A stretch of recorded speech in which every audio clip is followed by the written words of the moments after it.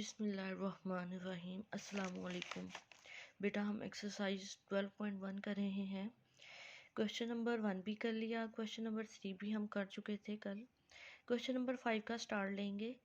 कहता है following are the numbers of days that 36 tourist stay in some city.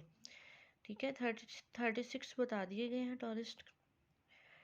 और कहता है frequency distribution starting with class calculate करें फ्रीक्वेंसी डिस्ट्रीब्यूशन।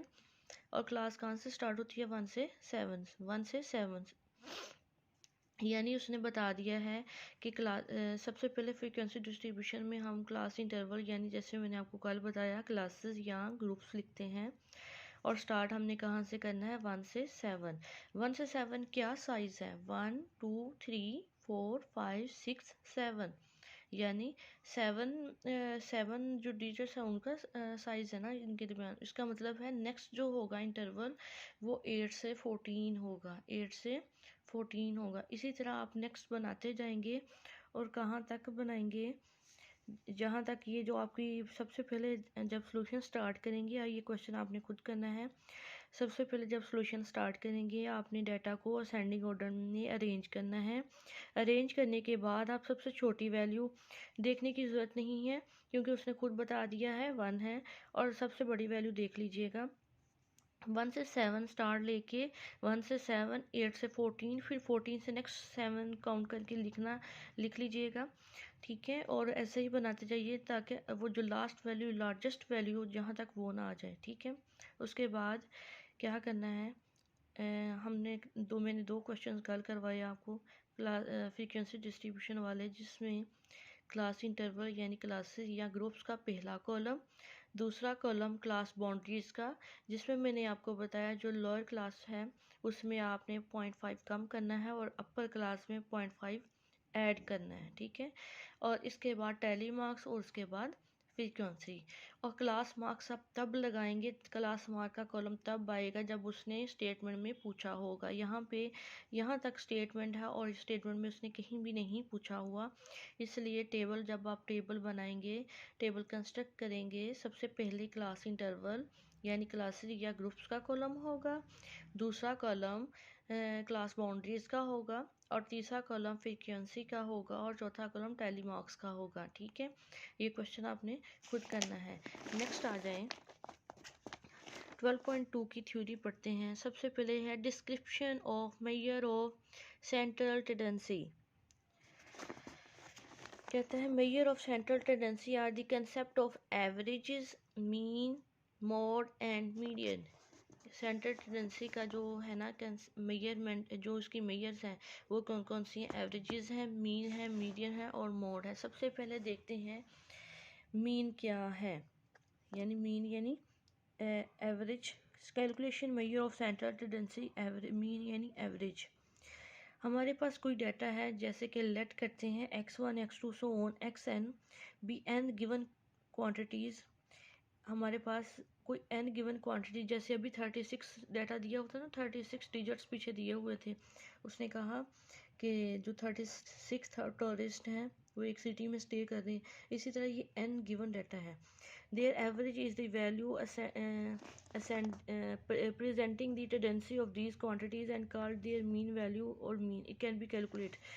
सिंपल वर्ड्स में आपने मीन कैसे फाइंड करना है? हमारे पास कोई डाटा होगा x1 यानी कोई डाटा है x1 से xn तक। यानी आप इससे भी सिंपल ले लें, मेरे पास 10 वैल्यूज़ हैं। मेरे पास क्या है? 10 वैल्यूज़। 10 वैल्यूज़ क्या हैं? 1 2 3 4 5 6 7 8 9 10। आप लिखेंगे यहाँ पे 1 + 2 + 3 + 4 + 5 + 6 + 7 + 8 + 9 + 10 लिखने के बाद ओवर n का क्या मतलब है? 10 वैल्यूज़ हैं तो n क्या होगा? 10 होगा। n क्या होगा? 10 होगा। अगर हमारे पास वैल्यूज़ 12 हैं तो n क्या होगा? 12 होगा। अगर हमारे पास वैल्यूज़ n तक हैं तो जो हमारे पास ओवर में होगा वो क्या होगा? n होगा। इसी तरह अब देखें sum of all values formula. Mean का फार्मूला आपने माइंड में रखना है कि मीन का फार्मूला है सम ऑफ ऑल वैल्यूज़ तमाम वैल्यूज़ का sum over number of values, यानी जैसे कि अब 12 वैल्यूज़ दी गई हैं, 12 वैल्यूज़ का sum over number of values, यानी कितनी वैल्यूज़ हैं, 12 हैं, तो ओवर 12 आ जाएगा। ठीक है, इसी यहाँ पे एग्जांपल दे दें, एग्जांपल से वो जो है ना वो आपको अच्छे से क्लियर हो जाएगा। ये डाटा दिया हुआ है, कहते हैं इनका मीन निकालें। मीन का साइन क्या है, देखिए आप एक्स बार, मीन का साइन क्या है, एक्स बार। क्लियर है आपको? ठीक है, अब देखिए फार्मूला ये है, ये यानी कि मीन को हम किससे रिप्रेजेंट करते हैं, x bar is equal to sum of all values over number of values. अब यहाँ पे डाटा दे दिया गया है, आपने सम ऑफ ऑल वैल्यूज़ पढ़ा है ना, इन सब वैल्यूज़ का सम ले लें, over number of values count कर लेते हैं कितनी है, 1 2 3 4 5 6 7 8 ओवर 8। इन सबको ऐड करके 8 पे डिवाइड करें तो हमारे पास मीन निकल आएगा। उसके बाद बात आ जाती है वेटेज मीन की। क्या बात है, weightage mean. When when all values of given data, अब तो मीन हमने पढ़ा, ठीक है, अब वेटेज मीन क्या है। When all values of given data have same importance, अगर जो डाटा दिया गया है उसकी सेम इम्पोर्टेंस है तो ठीक है, देन वी यूज़ मीन। अगर तो वो सेम जो वैल्यू है उसकी सेम इम्पोर्टेंस है तो वो तो फिर हम क्या यूज़ करते हैं, मीन। बट वो when different values have different importance, कुछ चीज़ों की वैल्यू कम होती है, कुछ की ज़्यादा होती है, then these values known as weightage mean.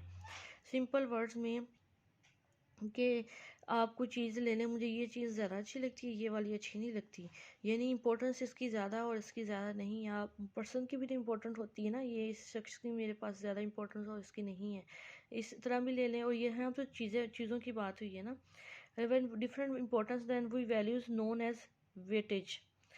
If x1, x2, x3, so on, xn have the weightage w1, w2, w3, so on, wn, then अगर ये वैल्यूज़ हैं और इनके वेट ये हैं, वेटेज मीन क्या होगा, मीन है ना, मीन एक्स बार साथ में weightage is equal to w1 x1 plus w2 x2 plus w3 x3 so on wn xn।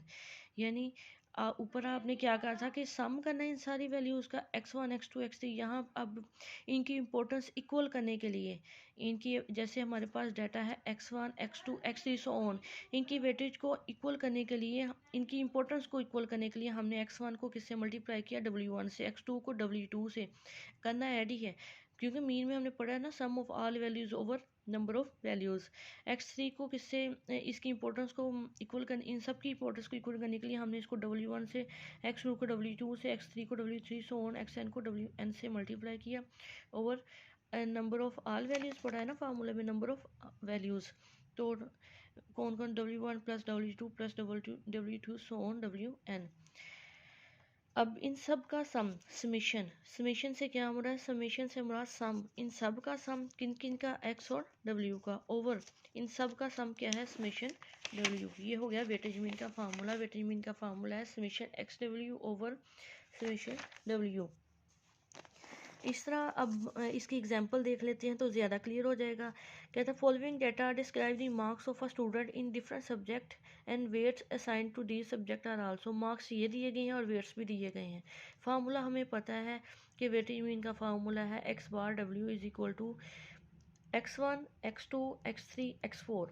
x1 को w1 से मल्टीप्लाई करना है, x2 को w2 से, x3 को w3 से और x4 को w4 से। ये देखें मल्टीप्लाई करके लिखा और ओवर में समेशन w पढ़ा है ना आपने अभी फार्मूला में, तो w क्या है 4 + 3 + 5 + 6, ठीक है, और ये 18 आया, इनको डिवाइड करें तो हमारे पास वेटेज मीन कितना आ गया, 18 मार्क्स।